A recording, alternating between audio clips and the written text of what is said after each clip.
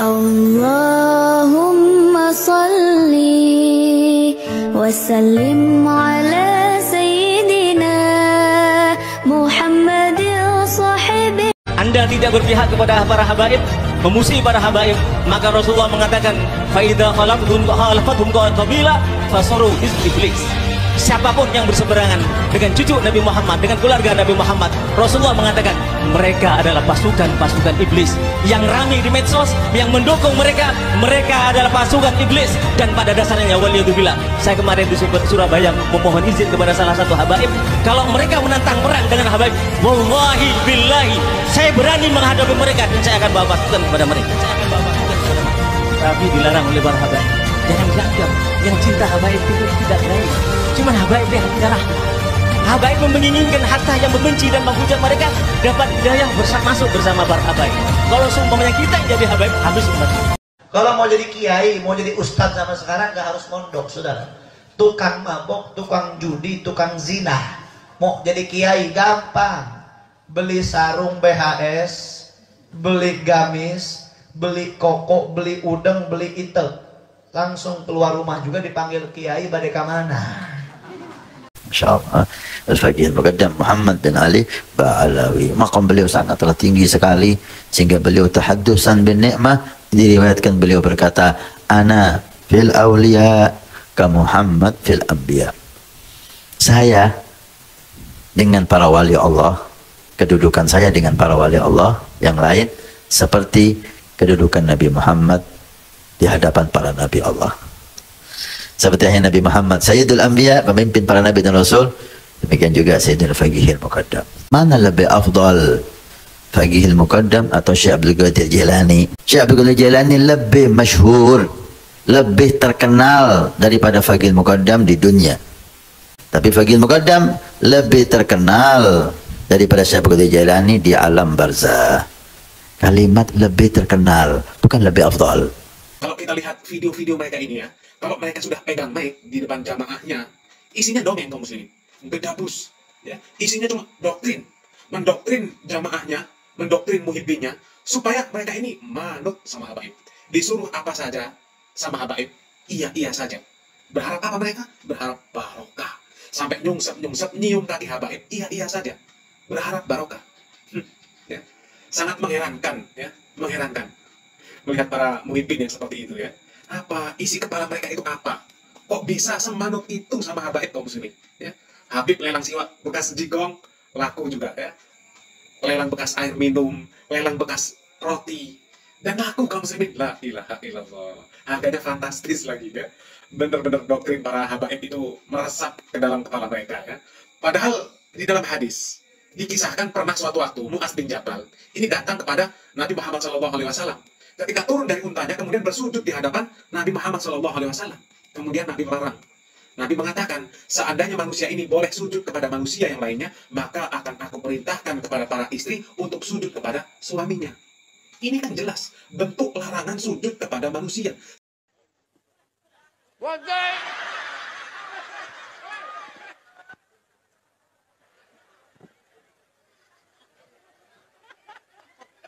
Ambil banyak ambil.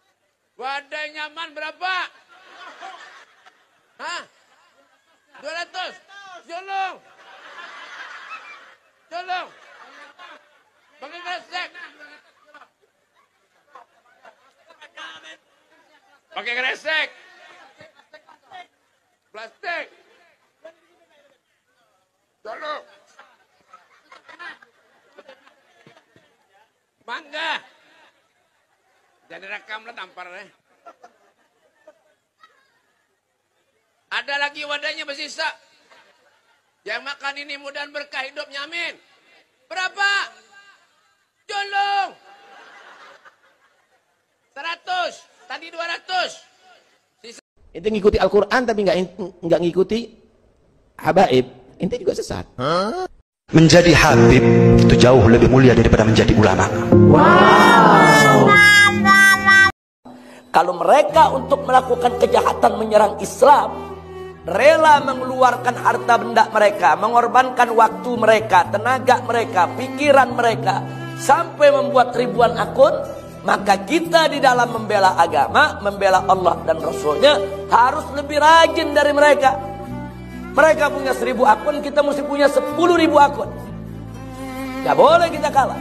Jadi begitu ada perdebatan soal Islam, satu muslim yang punya 1000 akun, mereka bisa yaitu mengirimkan pembelaan yang nanti masyarakat melihatnya, oh ada sekian juta yang membela.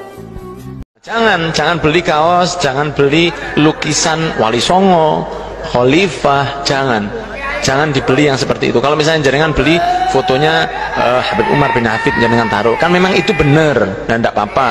Misalnya jenengan mau pasang fotonya Habib Mundir, ahlan wa sahlan, tidak ada masalah, memang ada. Misalnya jenengan mau pasang fotonya Habib Soleh Al Idrus Malang, pasang, tidak ada masalah, karena memang benar. Pulau Jawa Indonesia ini dikatakan bintu tarim, ini punyanya Aulia Tarim. Tapi kita pernah dengar dari para salihin bahwa Indonesia ini milik Aulia Tarim. Aulia yang kita kenal di Indonesia ini, mereka itu aulia dari Yaman, Hadramut, terutama Tarim dan sekitarnya, Fagil Muqaddam, Muhajir Allah Ahmad bin Isa, dan Pulau Jawa Indonesia ini dikatakan bintu tarim, ini punyanya Aulia Tarim. Habib Muhammad bin Thohir Al-Haddad niki hidup di zamannya Habib Ali Al-Habsyi Saibul Maulid. Habib Ali Al-Habsyi ini bilang begini, semua makom para wali saya tahu derajatnya seberapa, kecuali yang di Tegal Habib Muhammad bin Thohir Al-Haddad saya tidak tahu tuh derajatnya seberapa dari tingginya makomnya. Jadi ada yang memang dikasih tahu sama Allah derajatnya sama ini gitu loh, makomnya ini sama ini, bintangnya sama ini gitu loh. Ada yang sama Allah nggak dikasih tahu. Untuk takut hanya memastikan doang. Takut memastikan min sehatil ansab ats-tsabita syar'an. Nah, untuk memastikan nasab yang sabitah secara syariat nggak boleh. Secara syariat nggak boleh. Jadi nasab udah sabit secara syariat, diakui oleh para nasabah, diakui oleh ulama-ulama, haram. Sekedar untuk memastikan saja haram, nggak boleh. Bahkan ini rekomendasi.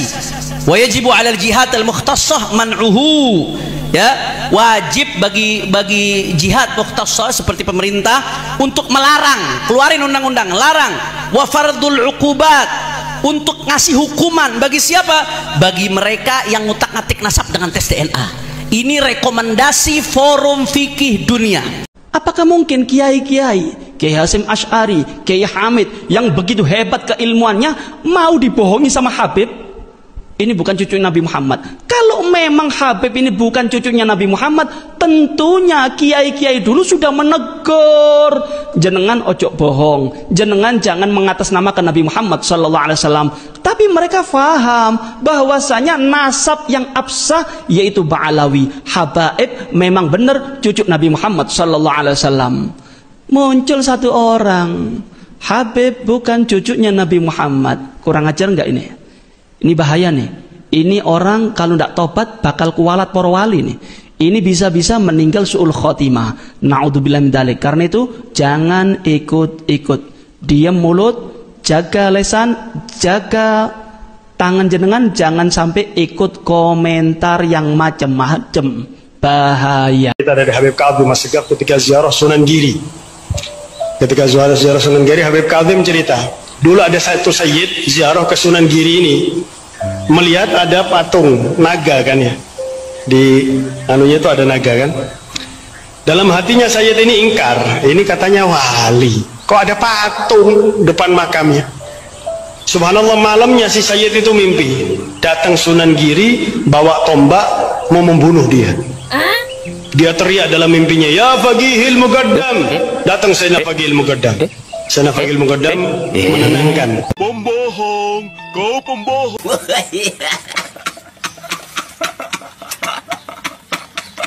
Saya bukan Habib, tetapi saya As-Syayyid Asy-Syarif Ahmad. Jadi begini, Kiai, para muhibbin seharusnya itu sadar. Gus Fuad Pleret adalah mantan Presiden Muhibbin Ba'alwi Indonesia. Saya sendiri punya orang tua angkat Assegaf, Ba'alwi. Kiai Maduddin mantan FPI. Itu Bagus Mogi itu yang menyebarkan Azmat Khan Ba'alwi ke Indonesia secara silsilah nasab. Tetapi dengan akal sehat, dengan hati nurani kita sadar, kita tidak mau istilahnya percaya dengan cek kosong, harus dengan kajian pustaka, kajian genetika yang benar.